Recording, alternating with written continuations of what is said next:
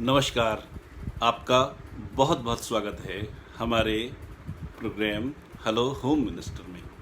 इस प्रोग्राम में हम हर हफ्ते रविवार को शाम 5 बजे एक नया टॉपिक लेकर हाजिर होते हैं। हमारा आज का टॉपिक है अब बनिए धन लक्ष्मी। मैं हूं पीके खुराना। मैं एक integrated success and happiness coach हूं, यानी मैं यह ट्रेनिंग देता हूं कि हम सफल कैसे हों और सफलता के साथ साथ सच्ची खुशी कैसे हासिल करें। Holistic success coupled with genuine happiness, या यूं कहिए सक्सेस ड्रिवन बाय हैप्पीनेस। और इस प्रोसेस में मैं दिल से, दिमाग से, आत्मा से कूड़ा चुन लेता हूँ। I am the rag picker of the soul. आज की डिस्कशन बहुत इम्पॉर्टेंट है, बहुत उपयोगी है, और यह सही अर्थों में आपको गृह लक्ष्मी के साथ साथ धन लक्ष्मी बना देने का भी एक बहुत बड़ा गुर है, जो हम सबको जीवन भर काम आएगा। यहाँ मैं आपके लाभ के लिए एक बात और कहना चाहता हूँ। आप सबके लाभ के लिए गृह लक्ष्मी की ओर से इस प्रोग्राम को रिकॉर्ड भी किया जा रहा है, ताकि आप जब चाहें इसे दोबारा भी सुन सकें। इसकी रिकॉर्डिंग कम से कम 2-3 बार ज़रूर सुनिएगा। इसे दूसरी या तीसरी बार सुनने पर हो सकता है कि आपको मेरी बातों में कुछ नया ना मिले, पर यह पक्का मानिए कि आपको हर बार अपने ही अंदर कुछ न कुछ नया ज़रूर मिलेगा। आज की हमारी डिस्कशन में आपके पास 2 चॉइसेस हैं कि आप इन्फॉर्मेशन चाहती हैं या ट्रांसफॉर्मेशन चाहती हैं। और अगर आप ट्रांसफॉर्मेशन चाहती हैं तो आधे घंटे के लिए बाकी दुनिया को भूल जाइए और मेरी तरफ ध्यान दीजिए। आप सब इतने सब्र से और इतनी खुशी से मेरे साथ यह आधा घंटा गुजारती हैं, यह सब मेरे प्रति आपके प्रेम का परिणाम है। इसके लिए दिल से शुक्रिया।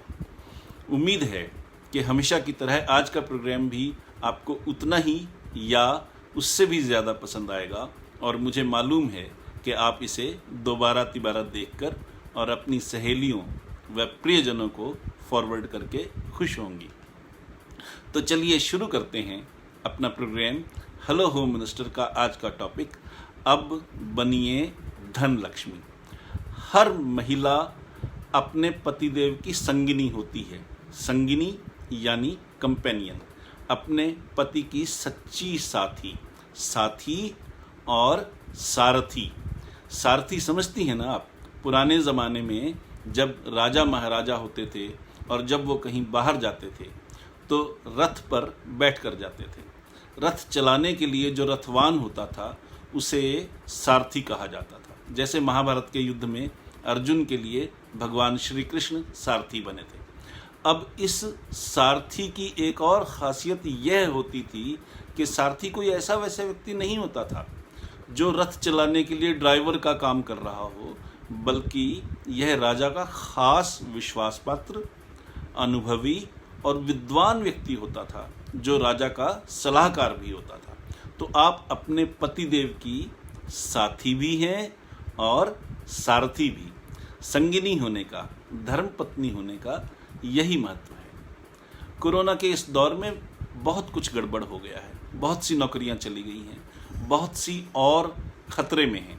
प्रमोशंस रुक गई हैं, इंक्रीमेंट खत्म हो गए हैं, नई अपॉइंटमेंट्स नहीं हो रही हैं, बहुत से बिजनेस बंद हो गए हैं और बहुत से बंद होने के कगार पे हैं। उम्मीद है कि आपके परिवार के किसी सदस्य के साथ ऐसा नहीं हुआ होगा, लेकिन यदि आपको ऐसी किसी परेशानी से जूझना पड़ रहा है तो उसका उपाय करना होगा। आज हम इस विषय पर भी बात करेंगे।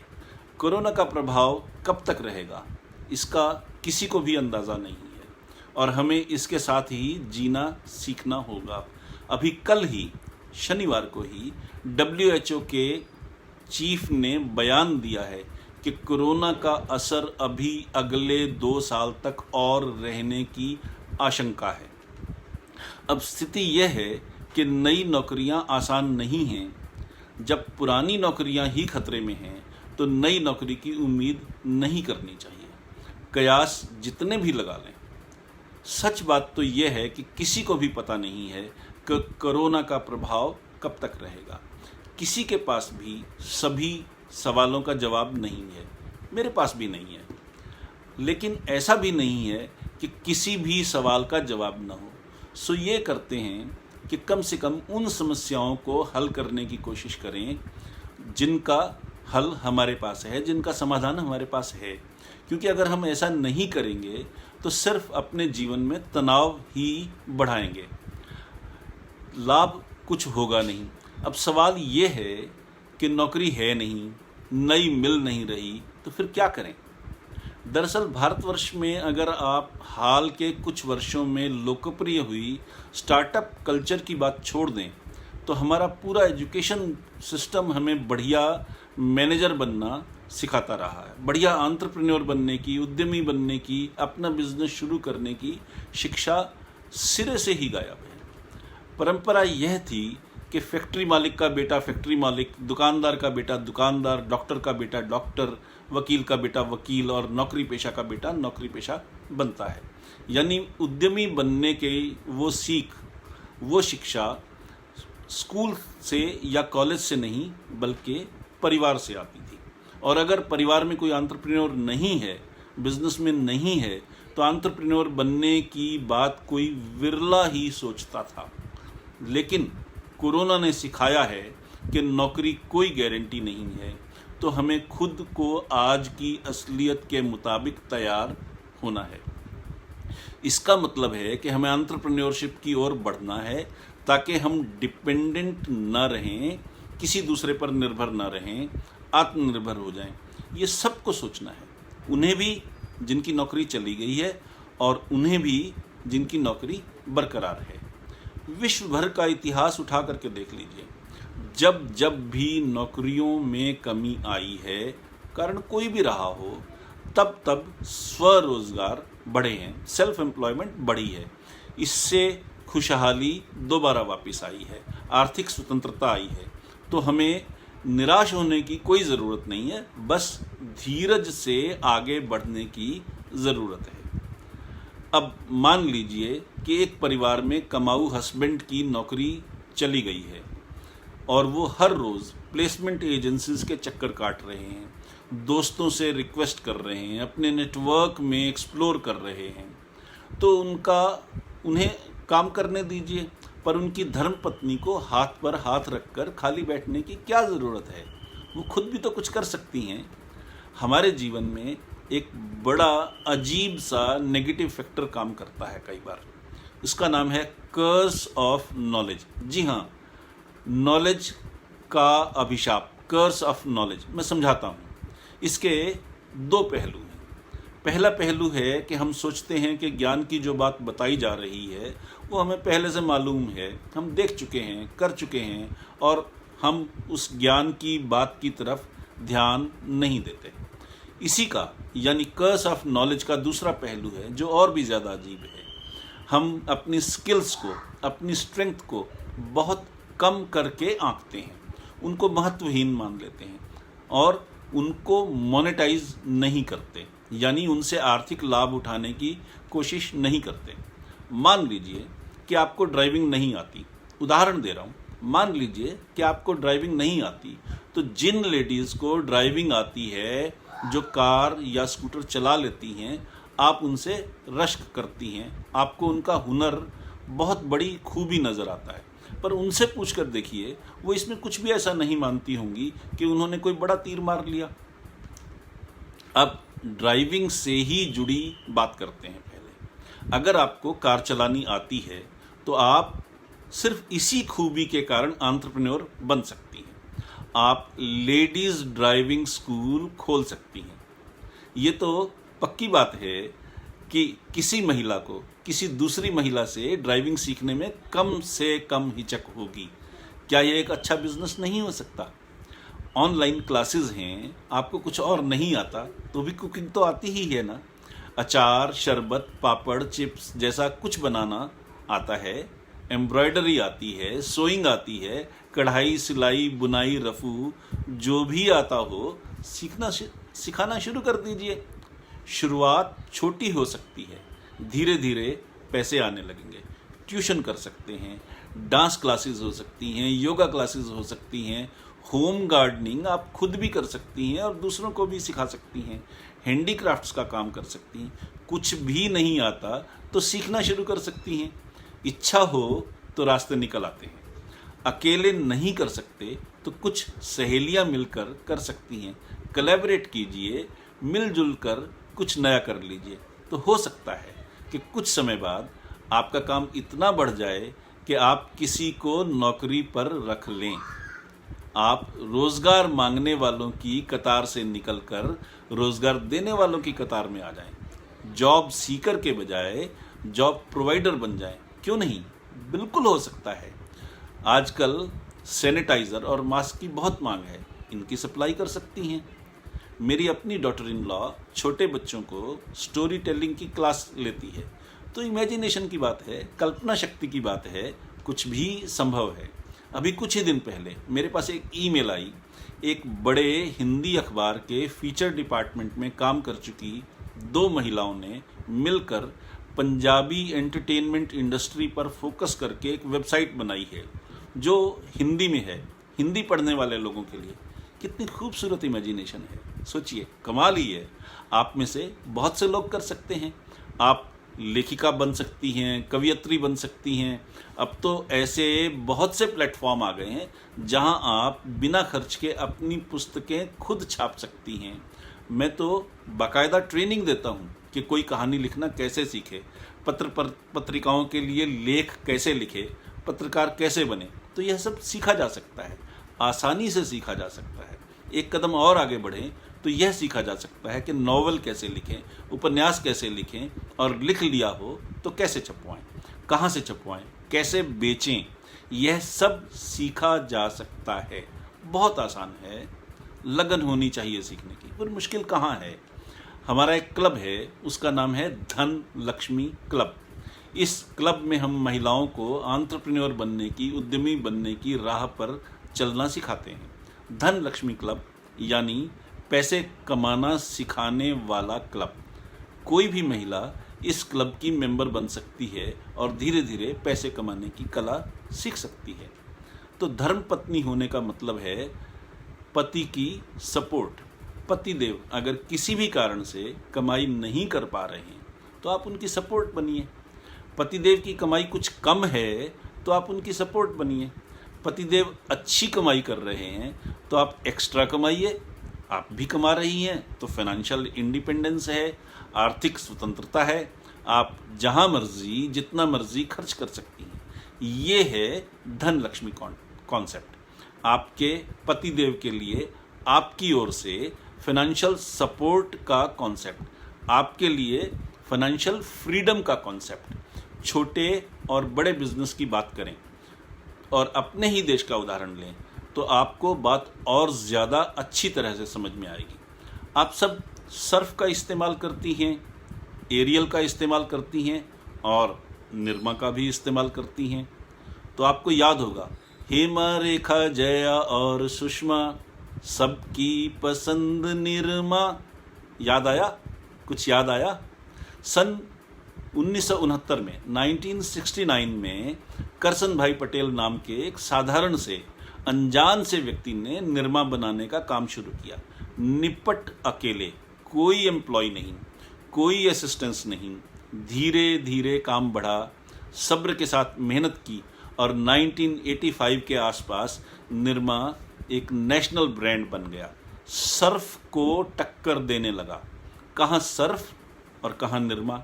एक तरफ एक MNC मल्टीनेशनल कंपनी, बहुराष्ट्रीय कंपनी, कई देशों में काम करने वाली कंपनी, धन, साधन और कर्मचारियों से ठसाठस भरी हुई कंपनी, और उसका ब्रांड सर्फ जो देश में नंबर 1 था। और कहाँ निरमा, एक अकेला आदमी, निपट अकेला, पर मेहनत थी, लगन थी और बुद्धि थी, विजन थी। क्या हुआ? सर्फ हार गया, निरमा जीत गया, घर घर में छा गया। तब जब सर्फ 70 रुपए किलो था, निरमा आधे रेट पर आया और छा गया। बाद में अपनी मार्केट बचाने के लिए सर्फ को बदलना पड़ा, नए तरीके से, नई तकनीक से काम करना पड़ा, तब मार्केट बची। लेकिन वो निरमा को फिर भी ख़त्म नहीं कर पाए। हालात को समझकर निरमा ने भी अपनी मार्केट बनाई और सर्फ और एरियल जैसी एमएनसी कंपनियों के बावजूद निरमा का वजूद कायम है। मिडिल क्लास घरों में आज भी निरमा आता है। प्रयोग अलग अलग हो सकते हैं, पर निरमा है और कायम है। आप भी अपना बिजनेस बना सकती हैं और आगे बढ़ सकती हैं। सबकी पसंद बन सकती हैं। आज आपको यही सीखना है। अब मैं एक नाम का जिक्र करता हूँ, शायद आपको कुछ याद आए। नाम है अरुणाचलम मुरुगनंथम। अरुणाचलम मुरुगनंथम। उसके दोस्त उसे मुरुगा के नाम से बुलाते हैं। कुछ याद आया? दिमाग की बत्ती जली? अच्छा, एक हिंट लीजिए। Akshay Kumar, film actor Akshay Kumar. अब आया कुछ याद? नहीं? ठीक है, एक और हिंट लेते हैं। पैडमैन। अब तो सब कुछ याद आ गया ना? ये सज्जन मुरुगा जी तमिलनाडु के एक छोटे से गांव में वेल्डिंग का काम करते थे। खिड़कियों की ग्रिल बनाते थे। एक दिन उन्होंने महसूस किया कि सभी खिड़कियों की ग्रिलों पर एक जैसे डिज़ाइन होते हैं। बस फिर क्या था, उनके दिमाग ने काम किया और उनकी बनाई ग्रिलों में दक्षिण भारत की संस्कृति में रचे बसे कोलम और रंगोली के डिज़ाइन उतर आए। उसके बाद उनकी बनाई ग्रिलों में मोनोटोनस डिज़ाइन खत्म हो गए और उनकी जगह सुंदर फूल, पत्तियां, नाचते डांस करते मोर तथा ऐसे ही दूसरे कई मन भावन पशु पक्षी उतर आए। ग्रिलें ज़्यादा सुंदर हो गई, ज़्यादा बिकने लगी। तो ये है क्रिएटिव माइंड, छोटे से काम को भी स्पेशल बना देने की कला। अब जरा और आगे चलते हैं। ये सज्जन मुरुगा जी एक दिन अपनी धर्मपत्नी के साथ बाजार में थे, जब उनकी धर्मपत्नी ने एक दुकान से एक सैनिटरी नैपकिन खरीदा। बाद में उनकी धर्मपत्नी ने सैनिटरी नैपकिन खरीदना बंद कर दिया क्योंकि वो बहुत महंगा था और पीरियड्स के दिनों में उसकी जगह फटे पुराने कपड़ों का प्रयोग आरंभ कर दिया। मुरुगा ने जब पहली बार अपनी धर्मपत्नी को ऐसा करते हुए देखा, यानी कपड़ों का प्रयोग करते देखा, तो उनकी धर्मपत्नी ने शर्मा कर कुछ भी बताने से इनकार कर दिया। ध्यान देने की बात है कि भारतवर्ष में ऐसे विषयों पर बातचीत नहीं होती। जिस देश में शहरों के पढ़े लिखे आधुनिक तबके में भी महिलाएं अपने पीरियड्स के बारे में पुरुषों को ज़्यादा कुछ नहीं बताती, वहाँ किसी गांव के रूढ़िवादी परिवार में, अनपढ़ परिवार में महिलाएं इसके बारे में बात करना सोच भी नहीं सकती। महिलाओं की सेहत और हाइजीन से जुड़ा यह इम्पॉर्टेंट पहलू सिर्फ इसलिए अनछुआ रह जाता है क्योंकि यह हमारे जेनिटल्स से जुड़ा मामला है। अब मुरुगा जी बाजार गए और सैनिटरी नैपकिन का एक पैक खरीद लाए। लाकर धर्मपत्नी को दिया? नहीं जी, उन्होंने सैनिटरी नैपकिन को उधेड़ा और यह देखा कि उसके अंदर मटेरियल क्या है। अब आप सोचिए कि महिला होने के बावजूद कभी आपने सोचा कि देखें कि सैनिटरी नैपकिन के अंदर क्या है? नहीं सोचा ना। लेकिन मुर्गा ने सोचा, उसे खोला, अंदर झांका और 80 रुपए में बिकने वाले P&G के विस्पर की जगह 10 रुपए की कीमत का एक बढ़िया नैपकिन बना लिया। अब उनका नैपकिन भारत के कोने कोने में बिकता है। वहाँ भी जहाँ P&G को पहुँचने में अभी 20 साल लगेंगे, वहाँ मुर्गा का नैपकिन उपलब्ध है। बाकी की कहानी मुझे बताने की ज़रूरत नहीं है, आपको सब पता है। उसकी जगह मैं आपको कुछ और बताना चाहता हूँ। स्वामी विवेकानंद का नाम तो हम सब ने सुना ही है। एक दिन उनका एक शिष्य उनके पास आया और पूछा कि स्वामी जी, क्या आपने भगवान को देखा है? स्वामी जी ने कहा, हाँ बिल्कुल देखा है, एक बार नहीं कई बार देखा है, रोज़ ही देखता हूँ। शिष्य ने फिर पूछा, क्या आप उनसे मिले भी हैं या सिर्फ देखा ही है? विवेकानंद जी ने जवाब दिया, अरे भाई, जब रोज ही देखता हूँ तो मिलूंगा क्यों नहीं, रोज ही मिलता भी हूँ। तो शिष्य ने बड़ी चंचलता से कहा, मुझे भी मिलवाइए ना गुरुदेव। विवेकानंद जी ने कहा, हाँ ज़रूर, क्या बड़ी बात है, आज ही मिलवा देता हूँ। पर भाई भगवान से मिलना है तो पवित्र होना पड़ेगा। स्नान करते हैं, नदी पर चलते हैं, स्नान कर लेना, उसके बाद मिलवा देंगे। ये कहकर स्वामी जी अपने शिष्य को नदी पर ले आए। शिष्य ने नहाने के लिए जैसे ही डुबकी लगाई, उन्होंने उसके सिर पर अपना हाथ रखा और जोर से दबा दिया। अब शिष्य ऊपर आने की कोशिश कर रहा है, पानी से बाहर सिर निकालने की कोशिश कर रहा है ताकि सांस आ सके, लेकिन स्वामी जी ने उसका सिर दबा रखा है। शिष्य ने बहुत जोर लगाया, बहुत तड़फड़ाया, पर स्वामी जी ने हाथ नहीं हटाया। शिष्य उनसे कम बलशाली था, वह मजबूर था, सांस के लिए तड़प रहा था, पर ऊपर नहीं आ पा रहा था। कुछ देर बाद स्वामी जी ने उसे छोड़ दिया तो वह फटाफट बाहर निकला। गहरी गहरी सांसें ली। थोड़ी देर बाद जान में जान आई तो स्वामी जी ने पूछा, अंदर कैसा महसूस हो रहा था? शिष्य ने जवाब दिया, गुरुदेव, दिल, दिमाग और आत्मा एक सांस के लिए तड़प रहे थे। कुछ नहीं सूझ रहा था, बस सांस आए इसके लिए तड़प रहा था। अब स्वामी जी ने बड़े प्यार से कहा, बस ऐसे ही तड़पो भगवान के लिए, ऐसे ही, इतनी ही ललक, इतनी ही तड़प, भगवान मिल जाएंगे। कोई और मंत्र नहीं है, कोई और रहस्य नहीं है, कोई और सीक्रेट नहीं है, बस तड़प चाहिए, भगवान मिल जाएंगे। मैं आज सवेरे ही एक भजन सुन रहा था, भजन था, कौन कहता है कि भगवान आते नहीं, तुम मीरा के जैसे बुलाते नहीं। अब आप सोच रही होंगी कि मैं आपको बिजनेस शुरू करने के मंत्र दे रहा था, बीच में ये भगवान का जिक्र कहाँ से आ गया? आपका सोचना बिल्कुल ठीक है।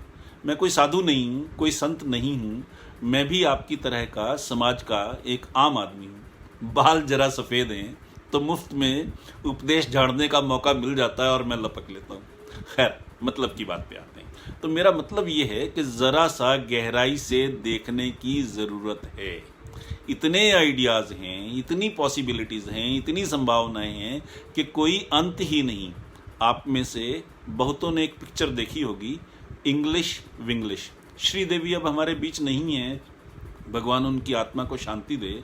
श्रीदेवी की इस फिल्म में एक बहुत बड़ा और बहुत बढ़िया संदेश था, और वो संदेश था कि महिलाएं ठान लें तो जो चाहें वो कर सकती हैं, बस निश्चय चाहिए, नियत चाहिए।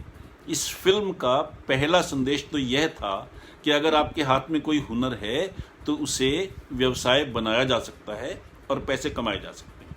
लेकिन एक संदेश और भी था, उसके लिए ज़रा गहरी नज़र चाहिए, भगवान को पाने वाली तड़प चाहिए, मीरा की तरह की ललक चाहिए। और वो संदेश है कि अगर निश्चय पक्का हो तो रास्ते निकल आते हैं। लोग मजाक उड़ाते हैं तो परवाह नहीं होती, क्योंकि लक्ष्य सामने है, गोल सामने है, निगाह लक्ष्य की तरफ है, लोगों के व्यवहार की तरफ नहीं। और जब गोल पर पहुंच जाते हैं, लक्ष्य मिल जाता है, तो लोगों के बोल खुद बखुद बदल जाते हैं। पहले परसू, फिर परसा, फिर परसराम, ये कहानी हम सब ने सुन रखी है। यही आपके साथ भी होगा। मजाक उड़ाने वाले लोग भी, चाहे वो घर के हों या बाहर के, जब आप सफल हो जाएंगी तो आपको और ज़्यादा इज्जत देने लगेंगे, और तब बल्कि ये कहेंगे कि जी हमें तो पहले से पता था ये कुछ बहुत बढ़िया काम करके दिखाएंगी। इंग्लिश विंग्लिश वाली यह कहानी आपके साथ भी हो सकती है। गृह लक्ष्मी तो आप हैं ही, अब आप धन लक्ष्मी भी बन सकती हैं। इरादा कीजिए और काम शुरू कीजिए। मैं कुछ और टिप्स देता हूँ आपकी आसानी के लिए। ये आइडियाज़ हैं, इनके उदाहरण से आप कई नए काम खुद कर सकती हैं, कई नए आइडियाज़ भी आप खुद निकाल सकती हैं। आपने बाज़ार से समोसे कई बार मंगवाए होंगे, खाए होंगे, कई बार घर में बनाए होंगे। अब सिर्फ एक बात सोचिए, अगर शहर में 50 जगह समोसे मिलते हों तो भी आप किसी एक ख़ास दुकान से ही समोसे क्यों खरीदती हैं? क्यों? सोचिए, आपको खुद ही समझ में आ जाएगा। क्योंकि उस दुकान के समोसे साइज़ में थोड़े बड़े होते हैं, उनके अंदर मटेरियल कुछ ज़्यादा होता है, मसाला ज़्यादा स्वादिष्ट होता है, और ताज़े ताज़े तल कर बेचते हैं। अब इसे ज़रा एक कदम आगे ले जाइए। आलू के समोसे के साथ आलू पनीर के समोसे, सिर्फ पनीर के समोसे, आलू चिकन के समोसे, सिर्फ चिकन के समोसे, इमली के समोसे, अमचूर के समोसे, मटर पनीर के समोसे, आलू मिर्ची के समोसे, गुड़ वाले समोसे, शहद वाले समोसे। ज़रा सोचिए, मीठे समोसे, बच्चों के मनपसंद समोसे, समोसे ही समोसे अगर आप बनाने लग जाएं तो क्या ग्राहक नहीं मिलेंगे? बस थोड़ी सी इमेजिनेशन की ज़रूरत है, थोड़े से एफर्ट की ज़रूरत है। आप Oriflame, Vestige, herbal life, Amway जैसी किसी MLM कंपनी यानी मल्टी लेवल मार्केटिंग कंपनी की मेंबर बन सकती हैं। कम पैसों में बिजनेस शुरू कर सकती हैं और पैसे कमा सकती हैं। ज्योतिष सीख सकती हैं, न्यूमरोलॉजी सीख सकती हैं, NLP ट्रेनर बन सकती हैं और पैसे कमा सकती हैं। गृह लक्ष्मी ने आपको एक बहुत बढ़िया प्लेटफॉर्म दिया है। कई एक्सपर्ट्स आते हैं, आप उनसे सीखती हैं और लाभ उठाती हैं। लेकिन यहाँ से नज़रिए का फ़र्क शुरू हो जाता है। भगवान यूं ही नहीं मिलते, तड़प होनी चाहिए, मीरा जैसी भक्ति होनी चाहिए। समझिए मैं क्या कहना चाहता हूँ। कोई ब्यूटी टिप्स देता है, सीखिए और बिजनेस शुरू कर दीजिए। कोई कुकिंग के टिप्स देता है, सीखिए, उसमें अपनी कल्पना जोड़िए, नई चीज़ बनाइए और बिजनेस शुरू कर दीजिए। तड़प होनी चाहिए बिजनेस शुरू करने की, तो आइडियाज़ की कमी नहीं है। फिर आपको फ़र्क नहीं पड़ेगा कि कोई साथ देता है या नहीं, कोई प्रशंसा करता है या नहीं, वो सब बातें छोटी पड़ जाएंगी आपके लिए। अर्जुन की तरह आप सिर्फ चिड़िया की आंख देखेंगी, पेड़ नहीं, पत्ते नहीं, दुनिया नहीं, गुरु द्रोणाचार्य नहीं, चिड़िया भी नहीं, सिर्फ चिड़िया की आंख। ये है फोकस, ये है सफलता का इकलौता मंत्र। जीवन में भी और बिजनेस में भी फोकस कीजिए, सब कुछ आसान हो जाएगा, खुद ब खुद आसान होता चला जाएगा। मुश्किलें तो आएंगी पर आप रास्ते निकाल लेंगी। आप टीचर हैं तो लोगों को टीचिंग के गुर सिखा सकती हैं। आप छोटे बच्चों की टीचर हैं तो इतने बच्चों को संभालती हैं। पेरेंटिंग के बहुत से टिप्स आपको ऑटोमेटिकली आ गए। पेरेंटिंग के टिप्स सिखाइए। सब कुछ कल्पना की बात है। सोचिए सोचिए सोचिए और शुरू हो जाइए। कर्नल सैंडर्स ने KFC की स्थापना की तो उनकी उम्र 65 साल थी। KFC आज देशों की सीमाएं लांघकर दुनिया भर में फैल गया है। हमारे शहर चंडीगढ़ में ही एक बुजुर्ग महिला है, 80 साल की। वो सिर्फ बर्फ़ी बनाती हैं और उनकी बर्फ़ी एक्सपोर्ट होती है। इसी साल मैंने एक अंग्रेज़ी नॉवल का फॉरवर्ड यानी भूमिका लिखी। उस नॉवल की लेखिका स्निग्धा मेहता 13 साल की उम्र में उसने यह अंग्रेज़ी नॉवल लिखा है। 13 साल की वो बच्ची अब लेखिका बन गई है और उसके माँ बाप को उस पर गर्व है। आप भी कहानीकार बन सकती हैं, कवियत्री बन सकती हैं, लेखिका बन सकती हैं, प्रकाशक बन सकती हैं और सफल हो सकती हैं। सवाल ये है कि क्या उम्र है सफल होने की? उत्तर बहुत सीधा है, बहुत आसान है। सफल होने की वही सही उम्र है जब आप निश्चय कर लें। फिर कोई अड़चन नहीं, कोई समस्या नहीं। बस एक बात का ध्यान रखिए कि निश्चय करने का मतलब ये नहीं है कि समस्याएं नहीं आएंगी, अड़चनें नहीं आएंगी, या आपने निश्चय किया तो तुरंत सफलता भी मिल जाएगी, या रुपए दुगने करने की कोई मशीन लग जाएगी कि आपको मेहनत नहीं करनी पड़ेगी, अड़चनें दूर हो जाएंगी। आपको धैर्य रखना पड़ेगा, काम करना पड़ेगा, समय भी लगेगा, मेहनत भी लगेगी, पर हाँ, फल जरूर मिलेगा। तो वही बात है, तड़प चाहिए, मीरा के जैसी लगन चाहिए, सफलता मिलेगी, ज़रूर मिलेगी। किसी भी काम को शुरू करने का कोई परफेक्ट टाइम नहीं होता। इसका एक ही मंत्र है और वो है शुरू कीजिए, बस शुरू कर दीजिए और इसी टाइम को परफेक्ट बना दीजिए। आप सब ने इतने धीरज से मेरे साथ इतना समय गुजारा, इसके लिए दिल से शुक्रिया। आपके मन में कोई सवाल हो, कुछ पूछना हो या बताना हो तो आप मुझसे मेरे नंबर 6284696674 पर संपर्क कर सकती हैं। इसके साथ ही हेलो होम मिनिस्टर प्रोग्राम का आज का टॉपिक अब बनिए धन लक्ष्मी अब समाप्त होता है। अपने host happiness coach PK Khurana को अब इजाज़त दीजिए। अगले हफ्ते रविवार को शाम 5 बजे फिर मिलते हैं एक नए टॉपिक के साथ। तब तक के लिए खुश रहिए, स्वस्थ रहिए और जीवन का आनंद लीजिए। नमस्कार।